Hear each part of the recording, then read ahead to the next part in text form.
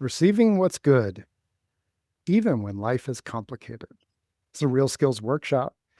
And I don't know about you, Kathy, but I can't remember a time when life wasn't complicated. Yeah, I And can't. I, I I've have a only I've only lived about 6 decades, but it was complicated from the time I was coming down the birth canal into the grasp of the big claw forceps after 36 hours of my mother's fun.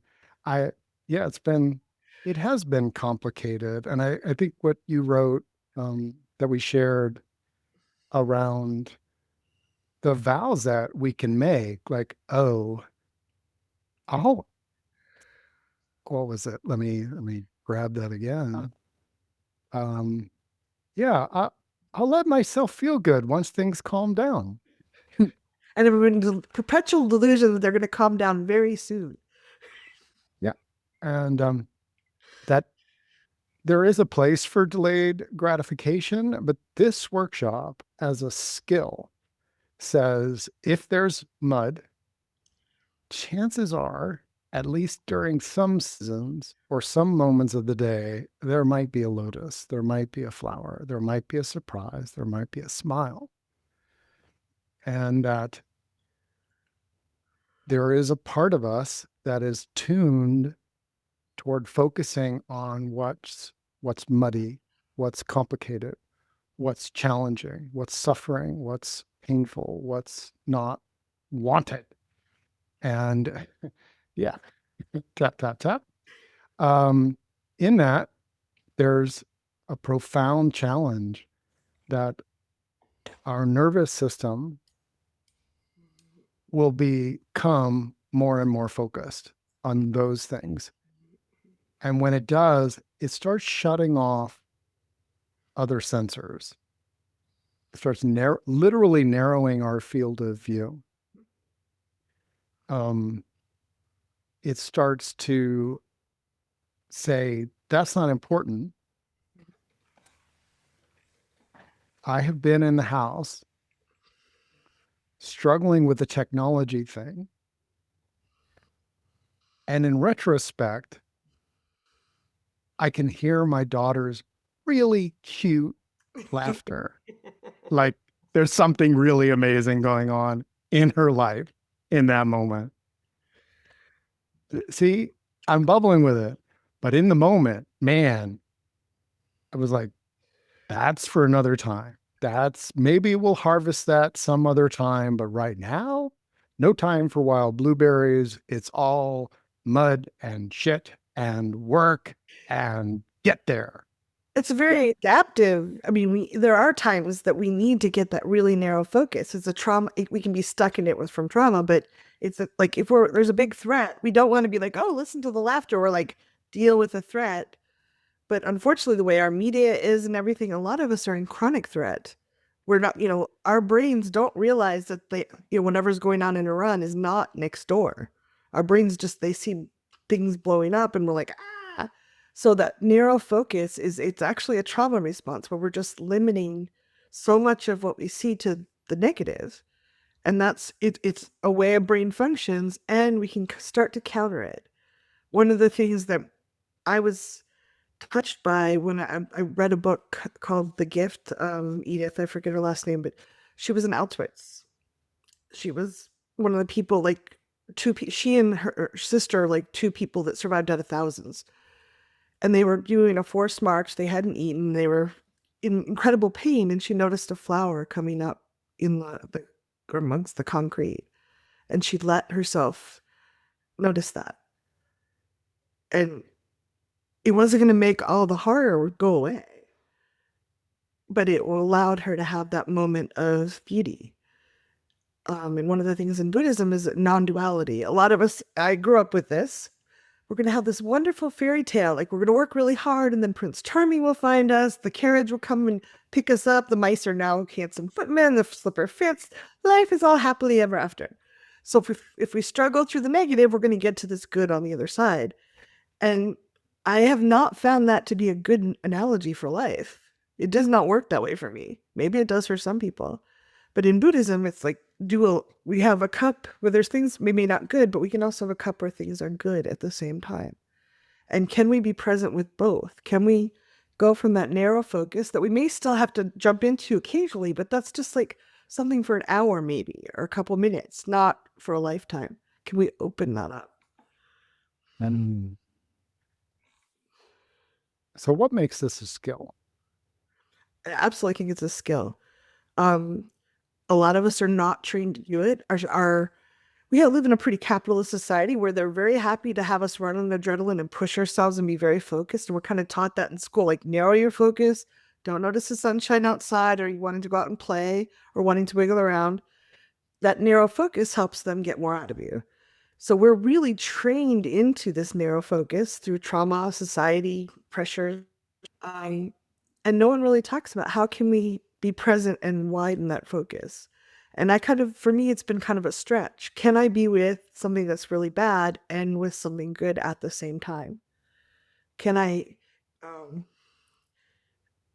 can I stretch myself? I think of it as stretching myself. And a lot of times it's just, I can only do it for a second or then I lose it. And then in Buddhism, they call it practicing because we're going to get it and lose it and get it and lose it and get it, lose it, but we get better at it as we go. So, can we stretch ourselves a little bit so that we're in this narrow focus, noticing the bad stuff, saying, I'll be able to look at things differently when I get on the other side? Okay, that's a thought, but I don't think it really works that way.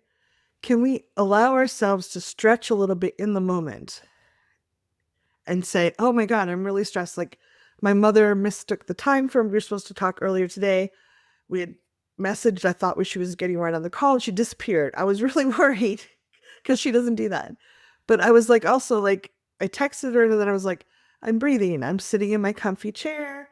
My sister lives nearby. She's going to swing by and see where she is. Like I can be present with the like, I'm really worried. And also, I'm okay. I have someone there who's going to go and look at her to check. Like she's probably fine. It's just, can I hold both at the same time? It's really challenging. It's very uncomfortable for me. But the more I do it, the more I find that I'm able to appreciate the beauty around me and get fulfilled just by the quiet presence of things. I don't know if that makes sense the way I'm saying it. It does to me. Love to hear feedback. And someone said, I'm finding it difficult to stretch into the good when I'm grieving. Memories make me sad. Yeah. Is there a feeling that's co-present? So, like, there are memories I have which are sad. Mm-hmm. I mean, they're sad memories. And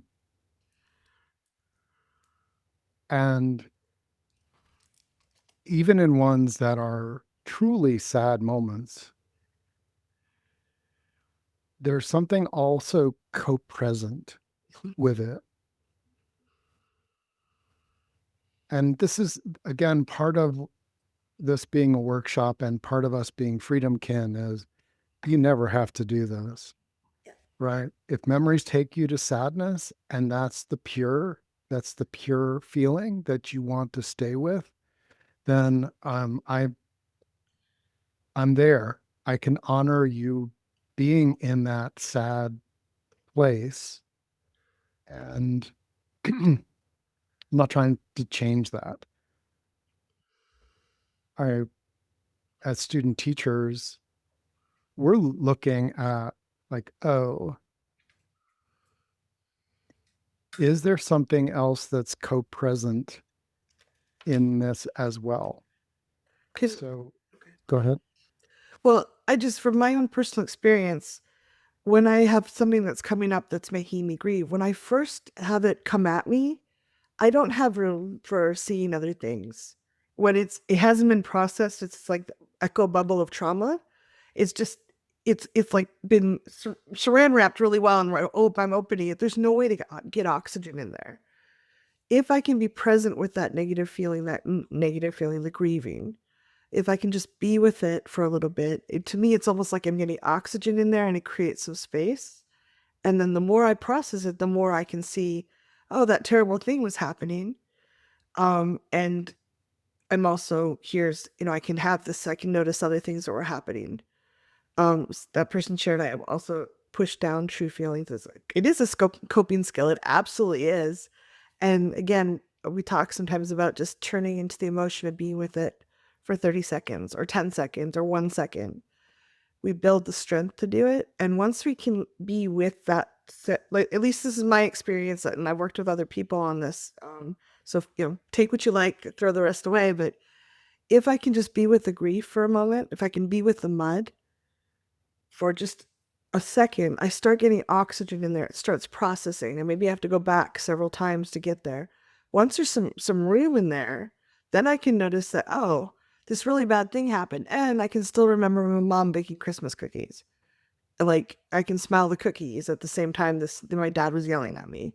Like, it starts expanding our awareness in a way that is really profound for me, because when we just have the negative, when we leave everything tightly saran wrapped and kind of in a coping, like trauma bubbles that we haven't looked at, they're free floating in our implicit memory, and we can get mugged by them pretty quickly. If something lines up and reminds us of that, all of a sudden, bam, it's almost, I call it overlay. It's like that memory is now overlaid on reality. And that's kind of like, I'm like, how much of reality am I actually seeing and how much is old stuff?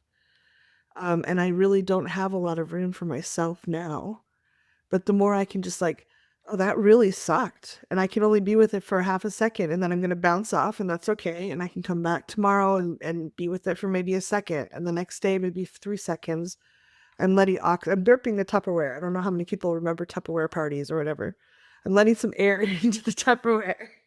And now things can start processing, and they're not quite so stuck. There's room. It's not like so condensed. Mm. And that's very different. If we're pushing down something like, oh no, I'm not sad, right? Big smile, pretend smile.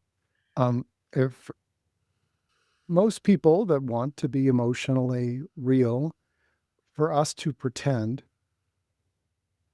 which happens, tap tap. Um, that's different to me than like actively pushing it down.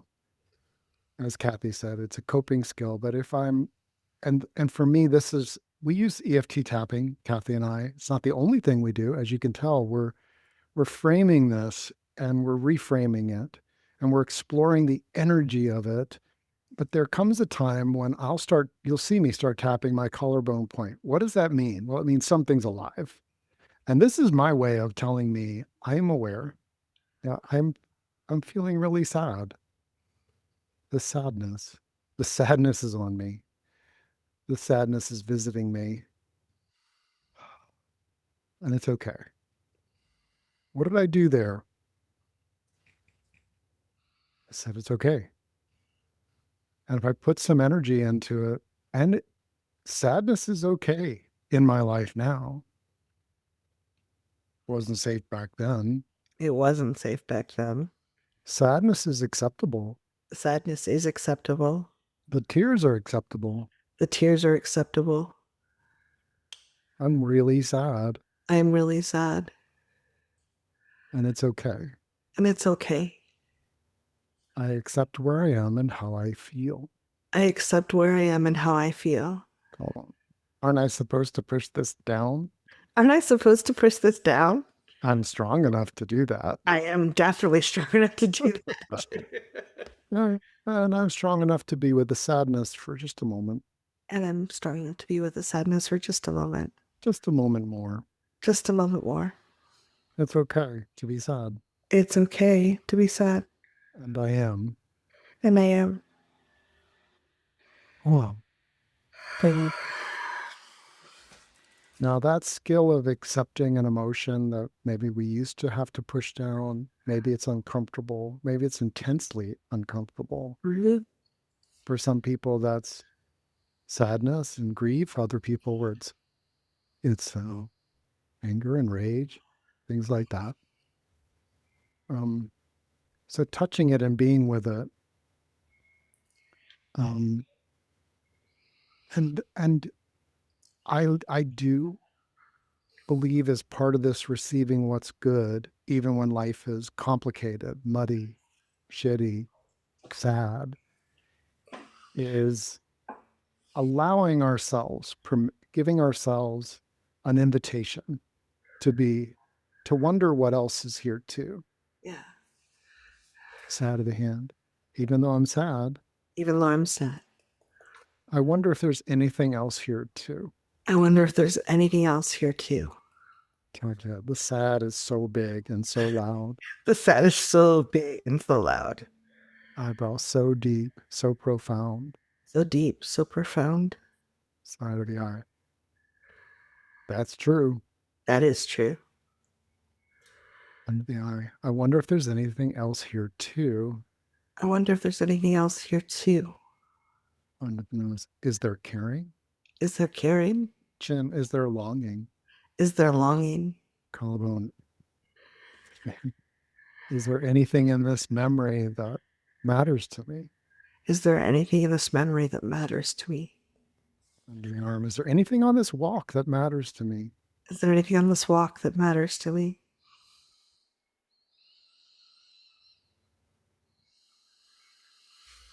I wonder if I could receive some other vibrations too. I wonder if I could receive some other vibrations too. Ooh. That was beautiful. I really appreciate that. I feel drawn to share something that I learned from one of my Buddhist classes, but I'm a little worried that I'll go too far into Buddhism. So you can tell me, like, well, you're a student teacher, right?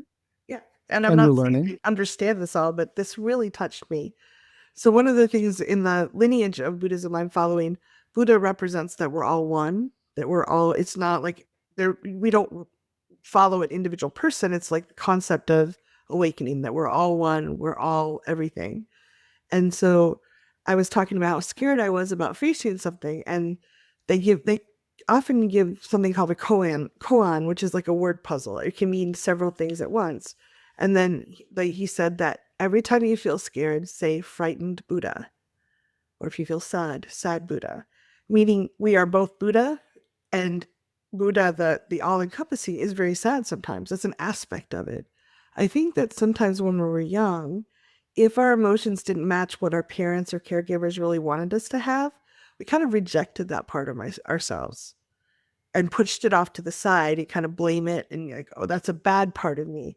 Versus the idea of saying sad Buddha or frightened Buddha, it means not only am I some part of all that is, and I get to be sad, but that is an aspect of all that is that's acceptable and valuable in the whole collective. So I just wanted to offer that because that was really touching for me. And I've used it a lot recently. Like angry Buddha, frustrated Buddha, confused Buddha. Like, it's like, oh, that's all acceptable and all part of what is. And I get to be that and be here with everybody at the same time. I don't know if that lands or not, but it was like one of those moments for me. So I wanted to offer it here. So, yeah, you could just pick an emotion that's true for you right now, whether you're live with us or on the replay. yeah. Curious Buddha. Curious Buddha. Eyebrow. Now, another part of me is like, there's a hangover of some technical frustration, right? Tech frustrated Buddha. Tech frustrated Buddha. Side of the eye. All these different feelings. All these different feelings. Appreciative Buddha.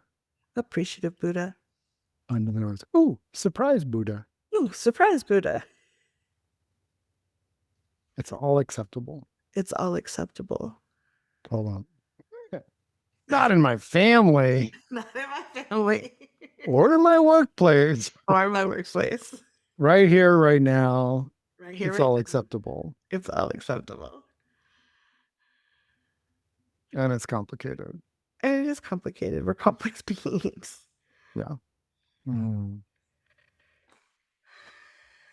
For me, it's a form of accepting reality too. I like to deny that I can be confused or scared or overwhelmed. And the fact is, I'm all those things at times. And I think as soon as we stop pushing ourselves away, we have a lot more ability to it can feel intense. I mean, someone shared that they're feeling really overwhelmed of intensity of emotion. Their system is shutting down. It's okay to take a break from this. We have the grounding exercises online too. And just taking a breath and feeling your feet on the ground can sometimes help you like, oh, this feels like a lot. A lot may be coming up because of maybe in a safe space and letting things up. It's hard to feel that. And it's also it can be really powerful to face some of those feelings if you're doing it in a way that's not re-traumatizing you. You want to try to find a balance, I think. Mhm. So when we're about to do a workshop, a lot of things will start flowing into my life, my awareness. For both of us. Today, I the time change is always disorienting for me, Yeah. and uh, see, disorienting. So there, disoriented Buddha. Um, Time change, Buddha. anyway, I got out later in the day for my walk, and it was light drizzle as I'm driving to the path that I was drawn to. And I didn't have a rain jacket. Um, and so as I got out of the car, I got my sticks and I'm like, set my watch and I start heading down the trail. And really, I was trying to oversimplify the experience by focusing on walking out and walking back. Right. And to me, my primitive brain, when it's saying, "Oh, there's too much going on," I'm going to simplify. I'm just going to target and get back, walk a mile and a half, come back. Um, and nicely, as I was walking along this one section where there's a down tree, a part of me doesn't. We have so many down trees. I'm still tapping after Helly. Yeah, year and a half later, we got some down trees. And so there's a down tree that actually was damaged during Helene, but came down about 6 months ago. So it made it through the winter. It's a pine tree. And that stretch used to be my favorite stretch along this trail. And I'm kind of like doing this energetically. I didn't actually put my hand up. But earlier I had been meditating on this, receiving what's good even when life is complicated. And the smell of the tree, it's a white pine. Yeah. It was glorious. And all of the smells of evergreens that I remember savoring, even the moment when the tree fell and it was starting to sap out, and I touched the sap and it got all over my fingers and I couldn't get it off, and the sap turned black on my fingers, but boy, it's snorting it was really a delight. Like I started giggling, remembering, gosh, Rick, silly Buddha. Silly Buddha. Pine staff really gets on you. It does. It gets everywhere. Everywhere. Right? And even now, like I did continue on. I was still in a mode that was pretty young, pretty, you know, I want to walk, I want to move my chi. This is my chance. I want to get it in before the rain comes down if it does. And that the whole rest of the walk out, that was about maybe a quarter mile in. I walked about 3/4 of a mile out, 3/4 back.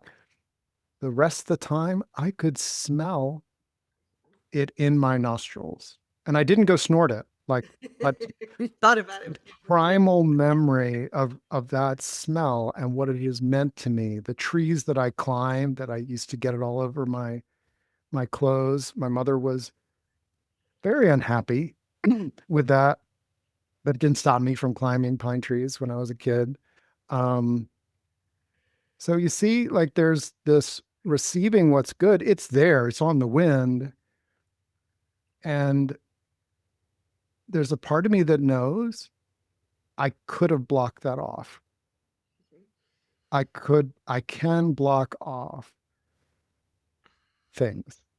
And it is a practice for me, especially because all the trees, I have a real connection with the trees, and so many of them down, and the chaos that impacts them that come down and their neighbors and the other trees. Now, see, that's complicated energy for me. You can probably feel like Rick's energy is complicated Buddha. That's Rick's complicated Buddha. Rick's complicated. And the smell of white pine, too. And the smell of white pine. That gave him energy. I wonder what's in my world. I wonder what's in my world. What tastes and smells. Textures and colors. Smiles and laughter. Even tears.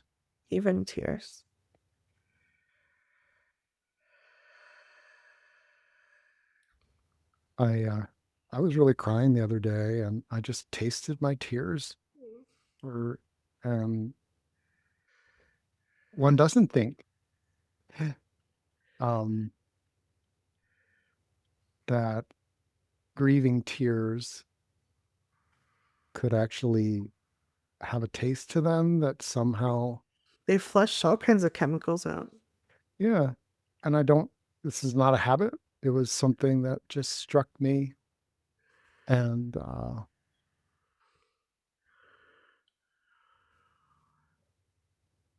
that's what we're talking about with this real skill. It's not meant to balance, compost and flowers. Yeah. Well, sometimes it's compost and the smell of compost. Yeah. Right? It's,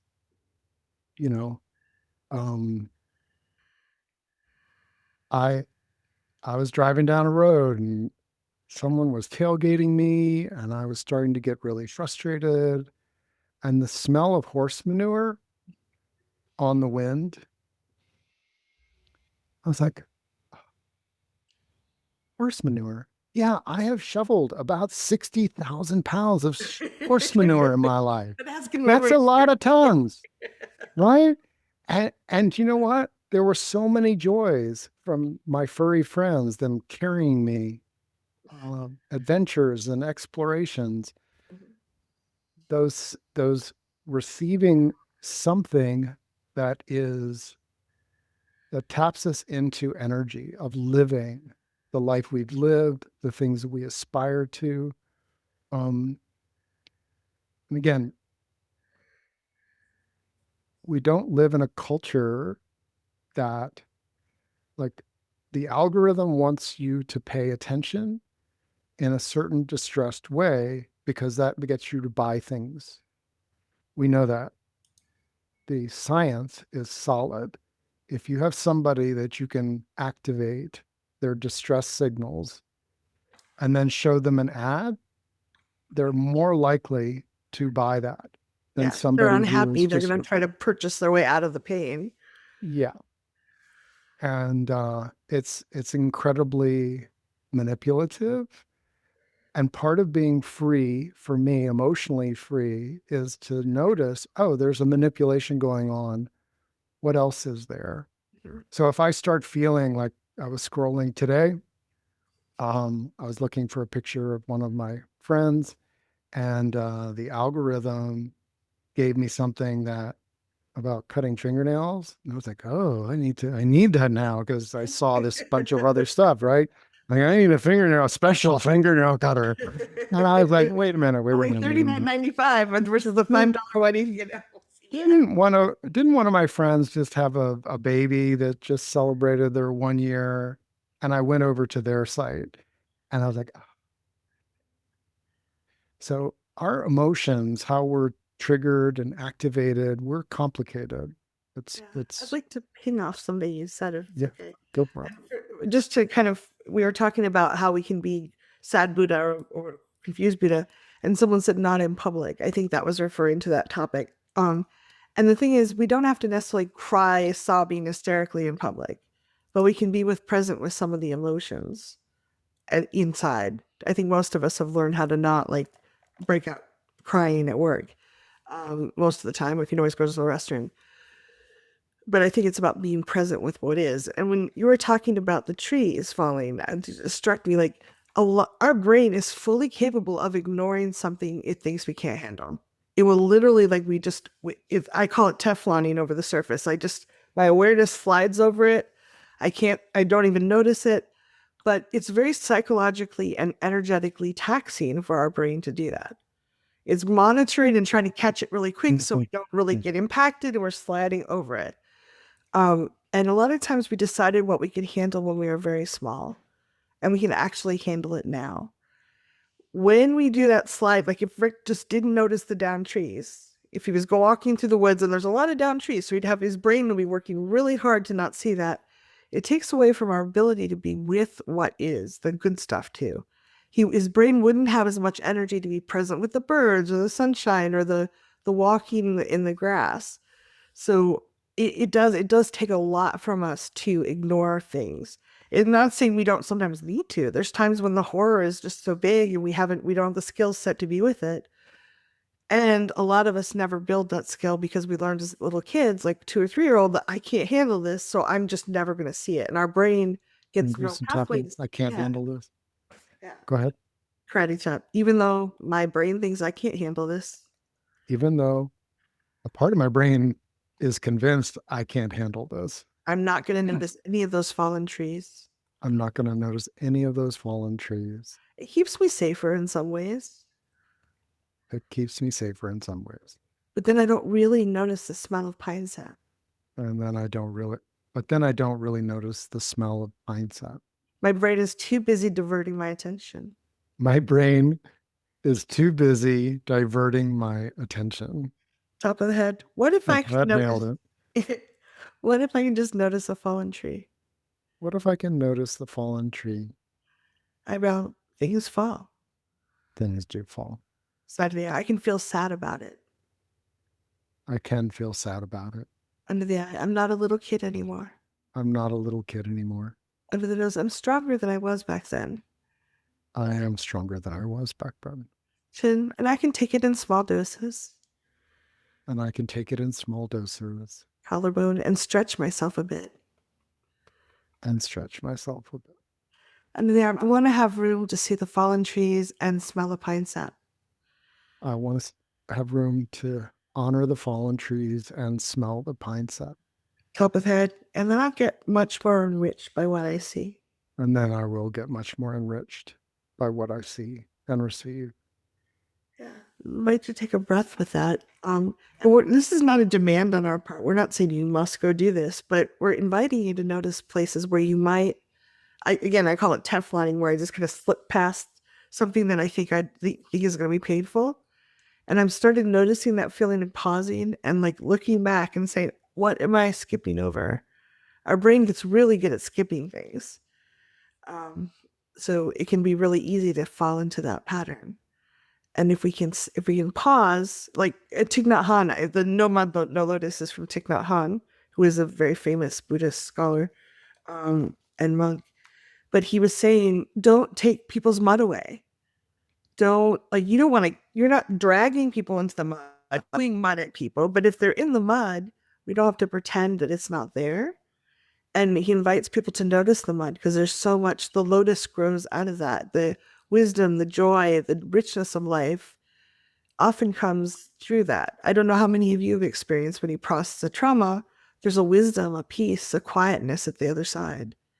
The lotus can bloom from that. And rather than just kind of like, I don't know, I've noticed that. I noticed it with myself, fingers pointing back at me, but also with other people. One day I was like frustrated at work and someone's like, don't be frustrated. It's fine. You're okay. And I'm like, actually, I'm really not doing okay right now. They were trying to help me not deny reality, pretend it wasn't there to make them more comfortable and me more comfortable. But the truth was, I was in a position at work that was really not fun or good, and it was very frustrating and stressing. And I didn't need them to like add to my workload or tell me I was stupid for not handling it better, but I didn't want to deny what was actually happening. And I think that we have a tendency in our society, like there, just don't feel that way. Don't look at it that way. Versus, okay, can I be with you as you are? Can I be with myself as I am? And then I have a lot more power to move forward. So I don't know if this is landing for people or not. Again, some of it's, I've spent a lot of hours listening to Buddhist talks, but I think there's a lot of wisdom in there too. Mhm. Someone wrote in the chat, my background is more that enjoyment or reward were always for later or for other people and or had to be earned, but later never comes. Yeah. I have theories about where that is sourced from in our primitive brain and in, dynamics and groups of people and things like that. And my question for us is, can I allow a simple uplift? And what happens in your body as you think about allowing yourself 17 seconds of simple uplift? Just, I'm noticing something good, and I'm going to allow that noticing for 17 seconds. And I I use 17 seconds. Go ahead. some people need help tuning into that, because I know when you first did this with me, I'm like, what do I notice? It can be the sunlight coming through a curtain. It can be something soft you're sitting on or touching, or something that is visually appealing. If you can be with something around you, that can sometimes help people tune in, if that's helpful. Yeah. If there's anything in your world that isn't utilitarian, okay, like this crystal, I don't use it for a paperweight. I don't have any wind blowing through here. It's not for utility. It's for sensory goodness. It's smooth. It's cool. Oh, that's nice. A little hot in here right now. So it's a little cool. Anything that's in your world that um, is for art, um, anything that that you like. It could be a smell or a taste that you choose to do the uncomfortable, the awkward. Awkward is okay. And it is awkward, right? If we were trained, no, you haven't earned that. No, we're not going to stop. I don't care that you love dandelions. We are not going to stop and make wishes with dandelions. Not. Come on, get in the car. Get in the car. I think that often comes from an overwhelmed parent who's just like, we'll enjoy it later, but then they're so overwhelmed. They're trying to get you somewhere, but then they forget to say, okay, now we did this. Let's enjoy. Enjoyment is for later. Enjoyment is for later. Well, it's later. It's later. They convinced me that enjoyment was for later. They convinced me that enjoyment was for later. And look, it's later. Look, it's later. It's my time. It's my time. It's my precious life. It's my precious life. I'm going to enjoy what I want to. I'm going to enjoy what I want to. That nourishes me. That nourishes me. I don't know how much time I have left. I don't know how much time I have left. But it's definitely later. But it's definitely later. So you can play with it like that. Maybe there's a yes but or an argument. If there is one, please feel free to put it in the chat.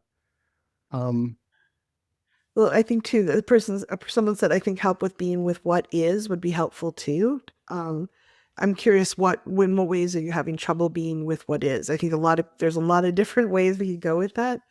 And a lot of us have learned we can't handle it. It's going to be too hard. It's not worth it. Or we just never had that role modeled. We learn from our parents. We have mirror neurons and other things that pick up on how people are. If our parents aren't mindful, aren't present with what is, we just genuinely don't learn the skill very well.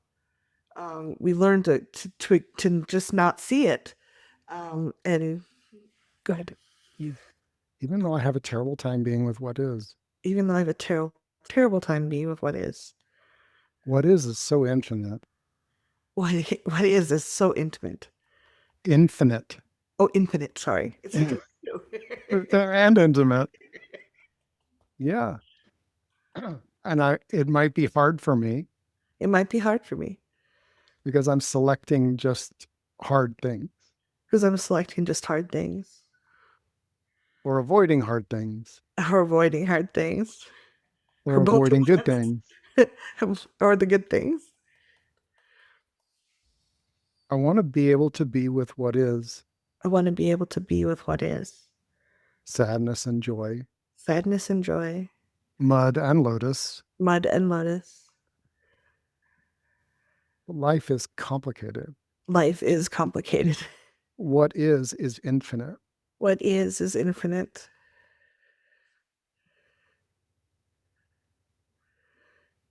It's okay for me to have some more options and choices.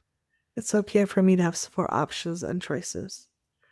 I don't want to descend into the shit. I don't want to descend into the shit. I don't want to pretend that there's no shit. I don't want to pretend that there's no shit. That would not be good for me. That would not be good for me. I do want to receive what's good. I do want to receive what's good. And be with my life as it is. And be with my life as it is. In all of its complexity. In all of its complexity. So, like, again, we know from science that the amount of energy that goes into a disturbing image is 10 times or more, depending on how sensitive a person is, than the amount of energy that will go into something lovely, sweet. That's the way we're wired by default.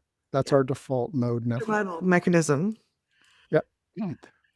Which means if I am really focused on what's disturbing to me, I have a frame of reference that says, and there's more what is here than what I'm letting in, what I'm noticing.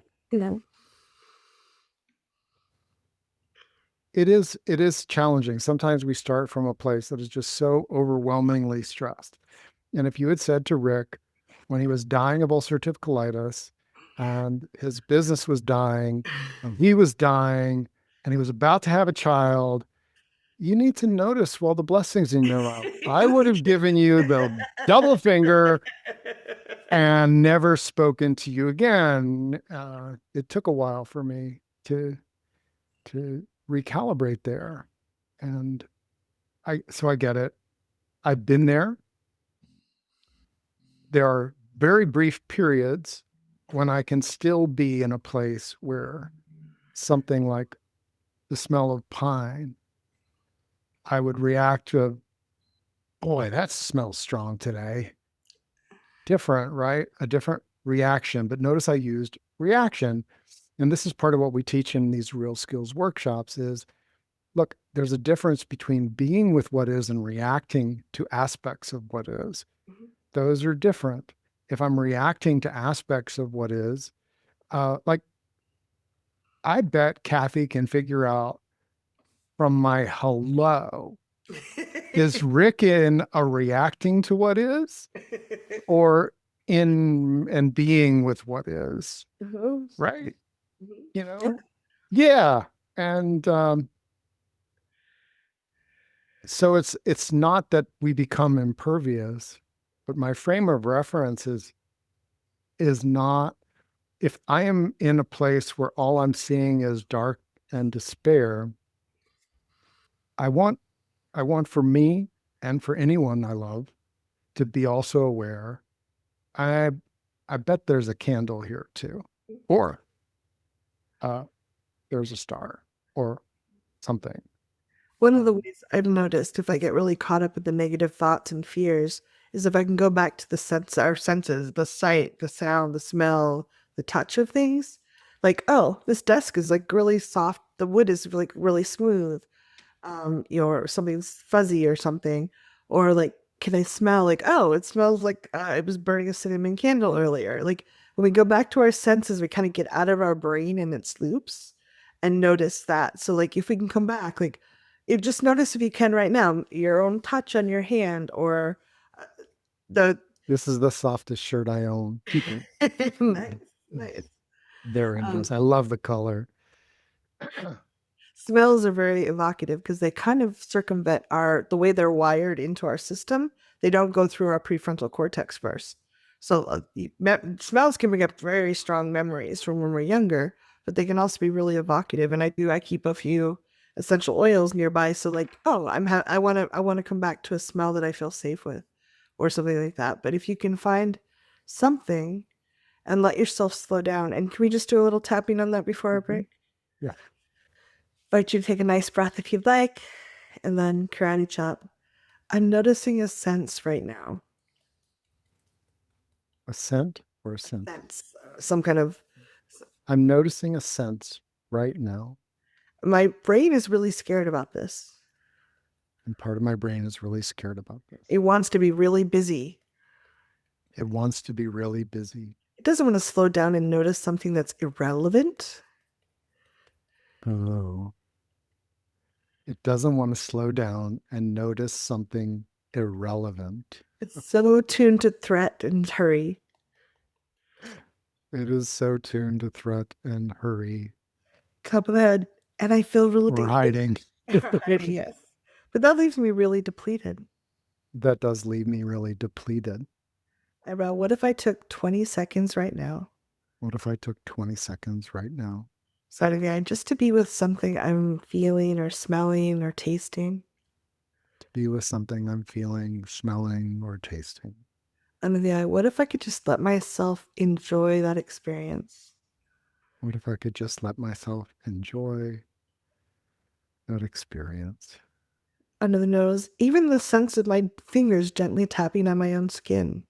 Even the sense of my fingers gently tapping on my own skin, Chin. echoing in my body. And can I just let myself be with that? Can I just let myself be with that? Collarbone, I might notice my heart slowing down a little bit. I might notice my heart slowing down a little bit. Under the arm, and me dropping into the present moment. And me dropping into the present moment. Top of the head, rather than worrying about the future or remembering the past. Rather than worrying about the future or remembering the past. Just take a breath.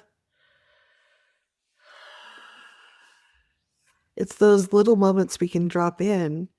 The more we practice it, the easier it is for our brain to deregulate from running as fast as it can to like, okay, I'm right this second, there's no Tyrannosaurus Rex about to eat me. I can actually breathe and notice the wood feels really smooth, or I'm getting to see all your faces in front of me and, be present with you.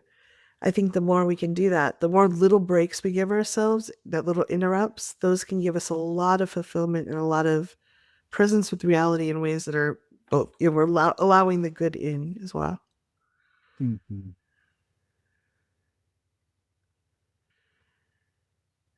It's one of those things that in our work, EFT tapping has within it an and. It may not be obvious, but it's, even though I'm hot, I'm also feeling this rhythm. That's an and. It says, I'm hot. As we were tapping, I was like, I'm hot. And I'm also feeling this rhythm. And I'm also feeling a very comforting voice, hearing a very comforting voice that I know so well. The person who loves me and my family. Oh, I could feel my body settle. Yeah. And then we're back and we're about to take a break, right? Like it's okay. If I'm in the and mode, it is less jarring. If I'm in grief and also tenderness, if I'm in grief and hope, if I'm in uncertainties and a sense of my own proven resilience around not everything, but I've got enough resilience that I can also feel that too. Notice uncertainties, inner resilience, and inner resilience. I am not able to pretend that the uncertainties, which we did, I think, last time, Yes, last time. Because right, that's that call onto us. improv and uncertainty. I cannot pretend that the uncertainties are not there. And I'm also wanting to hold more of me. As I've come to know many of you through our work in the circle, it's one of the things that I can, I know so much about your energy and your capacities and everything. And no, if what you're presenting with is scared or overwhelmed, that's okay. Because I also know your courage and your strength, and your resilience and your hardiness and your aspirations and what matters to you. And if you feel that way toward anyone in your life, if you also then look at yourself, include yourself in that dynamic, it's like, oh, I can see that in this person and that person. I can see strengths and humanness and areas where there's a gap. Yeah. Um, and there's also what else? Courage, love, um, There's a resilience, comment. persistence. There's a beautiful comment that's related to that I'd love to answer when we come back after the break. Great. Yeah. All right, we're going to take a break for 7 minutes and then we'll be back. Yeah. See you soon. And we're back. Kathy, you said that you wanted to share something. Yeah, there's a comment that it really touched me. And I think this topic in general is pretty sensitive. So if you're noticing a lot coming up for you, just take care of yourself. I put the link to the grounding exercises in the chat a little bit back ago. You know, do what you need to tolerate what we're doing without triggering yourself too badly. Someone said that what we shared was helpful, but they've heard the words a lot recently of what of it is what it is. But it has been said to say there's no point in being upset about anything or do anything about or talking about it. Just forget it and leave it. And that's not what we're talking about here. One of the phrases that really drew me to Buddhism originally was just this. And I was like, what for some reason spoke to me, but it's like right now, right here, in all that it is, like I can spend a lot of times wishing, oh, I wish I'd prepared differently. I wish I'd gotten the trash out before the call. I wish I'd said that other thing differently. Oh, I stepped on Rick here. Rather than just like, this is what it is. It is what it is. And that doesn't mean I can't have feelings about it. I can have a lot of feelings about it. But I can, instead of denying or pretending that it's something different or spending all my time wishing that it was different, I could just be with what is here right now, just this. That person said, I feel like I see the star in the candle, but it isn't enough to balance. And sometimes it actually makes me feel worse because it's so small compared to the big sadness or confusion, and that feels lonely. And I'm touched by that because I've been processing some old things around my abuse when I was a kid, and I would be so scared and confused and like not knowing what was going on, not understanding. But then I would hear the rain starting in the distance, and it felt and smell of the rain, and it was like so poignant. It's so beautiful. How can this horrible thing is happening? It feels like the world was ending for me. In my little world, it felt like it was ending. I'm like, how can it rain? How can we have a beautiful star or a candle? What? The world should stop, but it doesn't. It doesn't stop there. And one of the things I've really drawn, Buddhism has a very long oral history and written history. And that, I was really upset about some of the politics that were happening. And they were like, yeah, it's worth fighting. It's worth paying attention to and caring about. And this has happened before and it's going to happen again. It's happened hundreds of times before and it's going to happen again. I think that we get very much like in our lineage, like, oh, we only remember, like, we don't have this long oral history. We're just like, oh my God, this has never happened before. It's the end of the world. It's like, this has happened before. It's going to happen again. It doesn't mean we don't fight it. It doesn't mean we don't take action when it's right for us. But accepting that this is what is right here and now. And there may be a lot of grief about that. There may be a lot of deep sadness. It may feel lonely, especially if we don't talk about it with other people that are going through something. If we feel very, or that can hold the and. yeah. It is. This is to reflect back to tapping. It says, it is what it is, even though I'm sad, lonely, and overwhelmed. What? Yeah. I deeply and completely accept where I am and how I feel. Acceptance doesn't mean like. I've decided to just love this shitstorm. Right? No, I'm never going to love a shitstorm.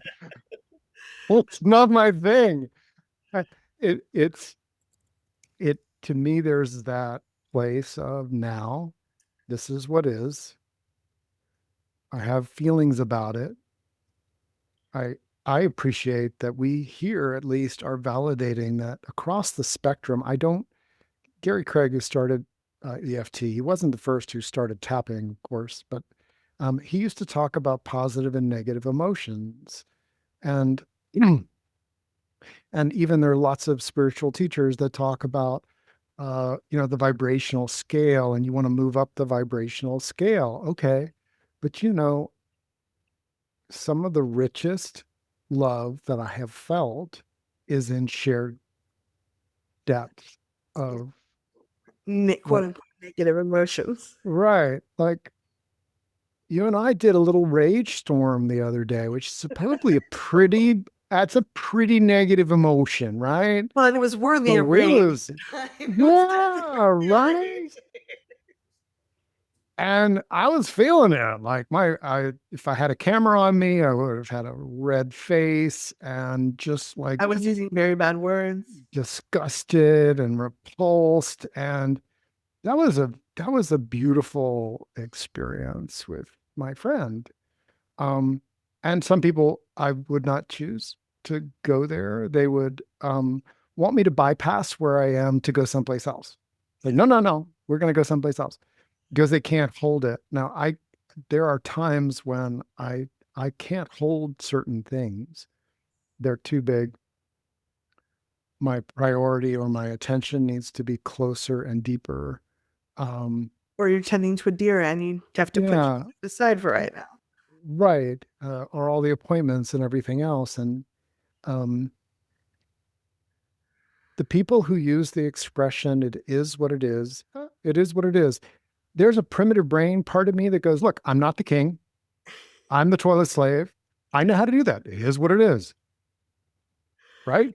Oh, yeah. The herd has moved 1,000 miles away. It is what it is. Now what? And there's a kind of survival we put aside. Someone said like push down or set Emotionally aside. bypassed. Yeah. Yeah. Well, for my primitive brain, I get that.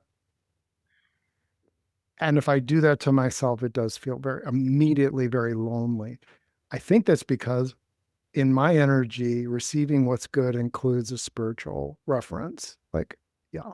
Well, I think there's also a pushing away. If we're avoiding our emotions or pushing our emotions away, we're really pushing part of ourselves away. That's very lonely. And I've done that a zillion times. I shouldn't be feeling this way, or it's no use feeling anything, and I just push it away. And then I'm like, why do I feel so heartbroken? It's because I've rejected part of myself and pushed myself away, or that part of me. So that's very lonely often. And I want to recognize that I'm a frame of reference I have around simple uplifts and something that's good is that there are certain essential minerals in our body we should not take in a pound of selenium, right? Not good for us. Copper, yeah, you don't want to take and suck on copper pennies for, like as lozenges. It- but you take someone and you take away their zinc and their immune system fails. You take somebody and you take away their selenium. Oh dear, not good. Um, we have all of these mixes of essential energies within us that come in, they are used, they're excreted. Some of them, some of them they make up the bones of us, and some of them they make up our blood and other things as well. If I look at the complexity of the human body, and I think in terms of essential minerals, there's a musician that sings a song about the different vitamins, vitamin L for love, and um, you can make up your own, right? It, if I am exhausted, but I haven't gone for my walk, and the first time to do it is way after sunset. It's like 8 o'clock at night. I need to be back soon. The bears are out. I have a picture of a bear giving me his butt. Like, oh, it's season. Big old bear saw me coming, turns his butt and right at me, right? I am not going to walk in his territory. Not right now. No, not at night. And so I was like, where in the world can I go? The visitor center. It's lit up. It's a parking lot. Pure Do I look bears. like a parking lot kind of guy? No, no, I'm not. I don't like walking in parking lots, but it's a parking lot. There was nobody else there. And I'm walking around. I come around the corner. I'm like, I'm walking in a parking lot. This is hard on my feet. Oh, my heavens. There's Orion. Now, Stars, yeah. I just stopped and vitamin O. There's Orion. My Orion, who was with me when my father, the alcoholic, was driving the boat into God knows where in the middle of the night, right? Like, oh, we're in trouble. Well, at least there's Orion. He can, you know. Um, so Orion was there. And then I walked and I walked and I walked a mile and I stopped every once in a while when I needed a little vitamin O. And I can still feel the vitamin O in my system. I don't, um, I had, when we take in an essential, receive it, take it in, let it become us for a bit. No, it's not enough to overcome some of the things that, are really life or death here. And boy, that vitamin O really helped. Yeah. I came home and my family was like, wow, you look better. Yeah. I saw Orion. It's always here, but there's trees everywhere. And mountains and the And like. if It you've was gone your just normal at the walk, you've visitor never seen center, it. Yeah. which is a 4-minute drive away. That big open space let me see something, and I took it in.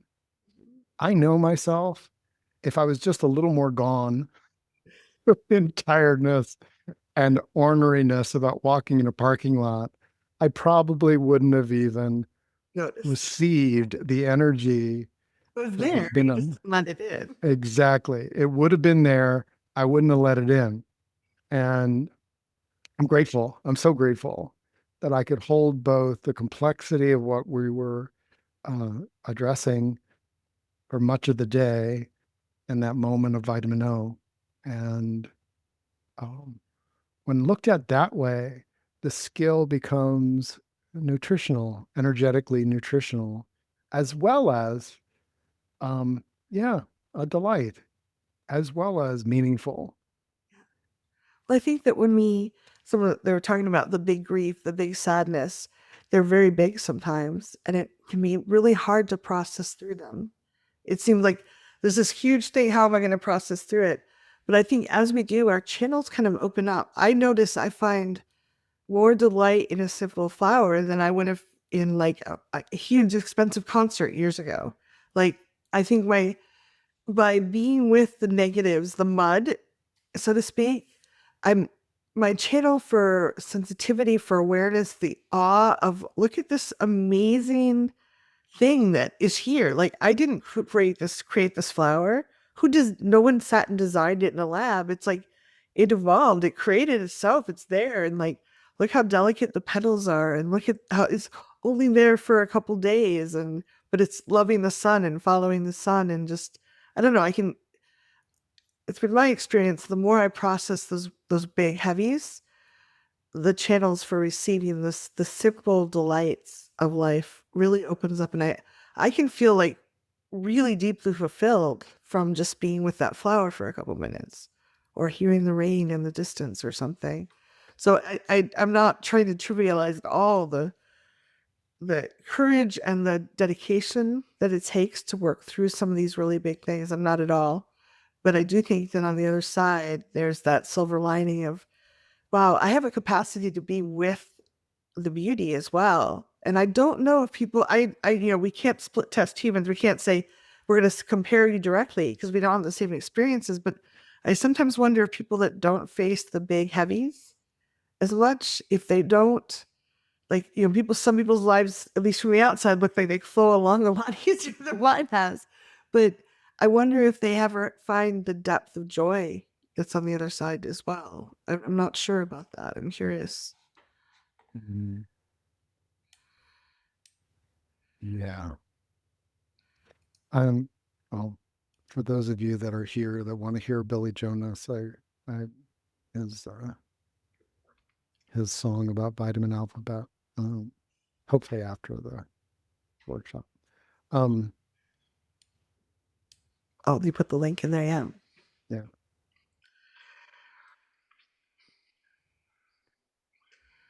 There's, and we've touched on it, is the energies that are a bridge too far. They're just, um,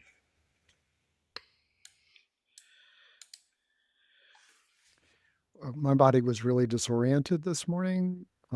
I rise at a certain time. I look at my clock. It's, what do you mean it's 7? I usually get up at 5, right? But there's something disorienting about the rhythms that I feel, and it's not just in me; it's around and the like of the time change. And I got up and I did some things, and um, I sat, I drank my coffee, started sipping that, and I still was disoriented. It would have been um, hard for me to find something pleasurable or something inspiring. What I needed in my disorientation was something settling. Mm. And I do believe that when we're out of sorts, there is an asking inside of us. It may not be in our head or in our primitive brain, but um, like I put my hand on my heart. Mhm. If you get in the habit of finding something on yourself. Now, some people, do this. I do this when this under the nose point, like, or the chin point. I'm just thinking really hard. If like last night in the tech stuff, I was like, oh, okay. Yeah, it was settling to me in tech world, but in the disorientation of time and space, my body then went to the warmth of the coffee. Again, it's one of the heat, The, we pick up the temperature, we can feel the cup, we can. right.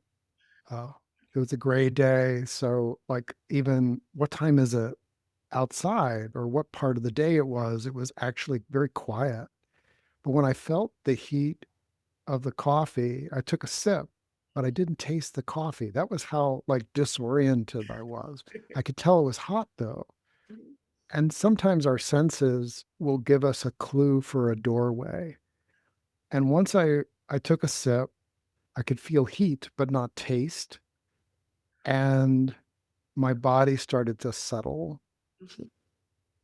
And then there was just this little blip of what I would call so peaceful because even though it was like 7:45 in the morning, not a mouse is stirring. It's very quiet. Like, and that reached my spine and reoriented me.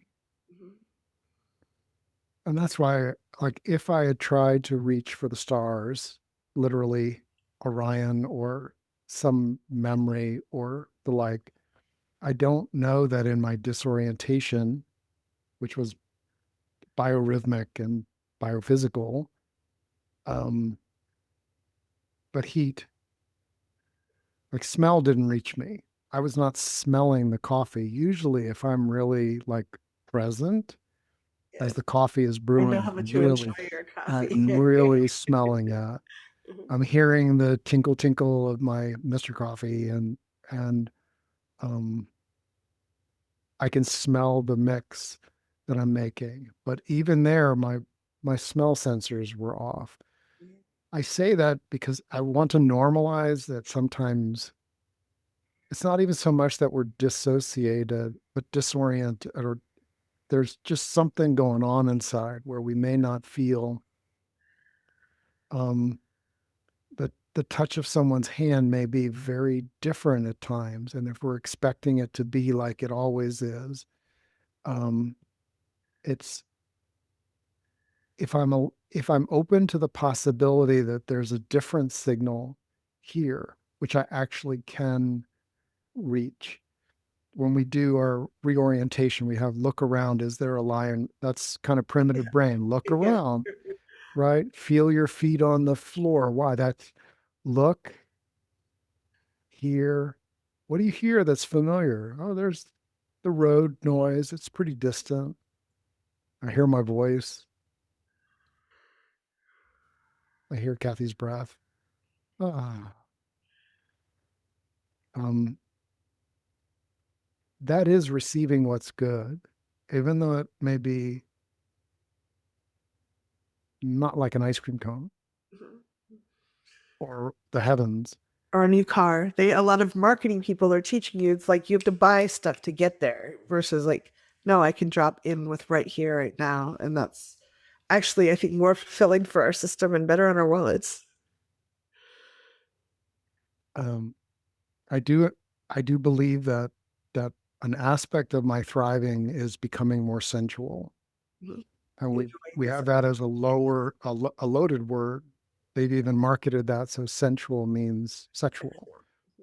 Sensual meaning that my senses I draw on. I draw on my touch, my hearing, my smell to what? To receive what's good. There's goodness. I can look out. Um, we have new neighbors across the way. It's not Super Aunt Kathy, Well, they were helping buy the house. So like, there's no jobs but there. there's two there's there's two new kids, a 2-year old and like a 4-month old that moved into the house over there. And I haven't met them yet, but my family met them yesterday. Apparently they're just really friendly, nice people. They love Halloween. They're going to fit right into the neighborhood. Um, and there's a vibe of aliveness. Now you look at the house, there's nothing going on like optically. But if you look at the house energetically, you feel and you're willing to receive, this is a family that's moving into a beautiful home and they got a great deal and they want to raise their family here with us, all of us in the community. There's so many kids running around. And by just perceiving a little bit of that vitality, that energy, you notice how it started layering on itself? Maybe you did. Some And people, that's one of the beautiful things about starting to receive what's good. Um, my smell came back this morning. I started to smell the coffee, taste the coffee, enjoy the coffee. And then I did some recording for my AI that flowed from that when I was reoriented.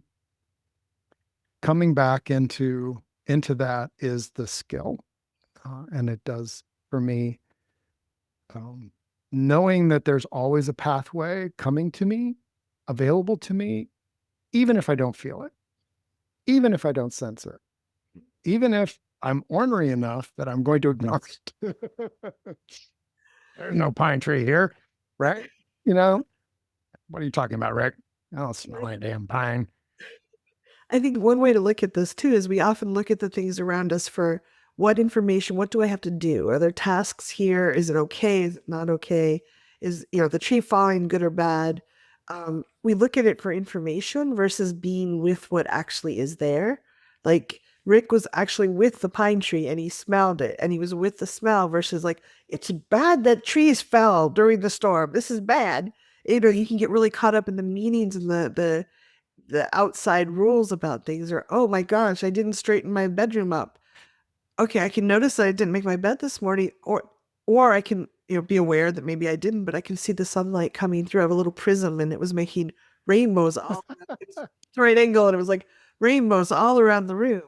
So like sometimes we're very tuned to like doing, evaluating information. If we can kind of expand and just be with something, I think there's a fulfillment in it for both the receiver and I know Adira can tell the difference when I'm really with her and when I'm kind of like busy about something else. And I think my impression is she feels more like, oh, I'm getting seen. That's really valuable. And I think that it's really nurturing for both sides. So just kind of loop it back to what we're talking about is like life is complicated. I'm not experienced at getting less complicated. I'm witness my delusion that it will be less complicated next week if I can just make it through. But it's been happening for several decades, and I don't think it's changing. So life will be. There's going to be a whole mixture of good, bad. Things we like, things we don't like, things that we hate, things we love. Um, when we can kind of expand and stretch ourselves so we can allow both. And I do think there's a kind of a perfectionism model. Our parents like, no, don't stop to smell the roses. I need to get you to school. I'm really overwhelmed. There's a whole and marketing and society telling us like you can only have it when you purchase enough or are good enough. And that's kind of a story they're telling us. And I don't think that the more I can like go, maybe I don't want to believe that story. Maybe I don't want to live that story. And if I catch myself and step out and just with what is, there's a richness to life that I had missed most of my life. Like, and I think it continually deepens. We're never going to get it right. We can continually deepen and be more aware through our entire life. But that I imagine I could be 90, and if I still practice this, being like, I'm sitting here with my tea or my coffee and watching the sun come through the window and like whatever life is bringing, maybe I can find some joy in there too. So that's my thoughts on that. Thank you all. Someone shared that I shared a couple of years ago, I think, good memory, that I was talking to my head on a makeup brush and it was really scratchy and I got a soft one and it was just like, what a difference. Like we can allow ourselves to have small comforts and like notice like, oh, I was just putting up with the old one because I had it, but getting a new one, I was like, oh my goodness, so nice. So maybe we can tweak small things too if we're present. But if we're not present with it, we don't even notice. We're just like, this is what is in a way that's not empowering. Yeah. Yeah.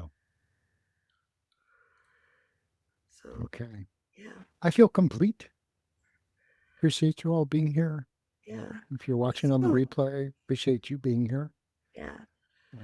Please give us feedback. If I know I've been sharing more about Buddhism. If that doesn't appeal to people, let me know. If you like it, that's great. I don't have to. It's just what I'm excited about, top of mind right now. So the perspective I'm looking through, but yeah.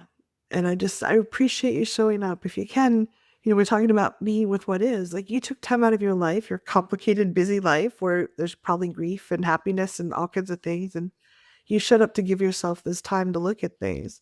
And whether you like everything we said or not, you're examining it and getting more conscious and present with what your beliefs are. And that's really powerful. So you did something really amazing for yourself. If you can, just like, well, I gave myself this. A lot of people would not even consider, they wouldn't be on the mailing list. They wouldn't even think this was anything.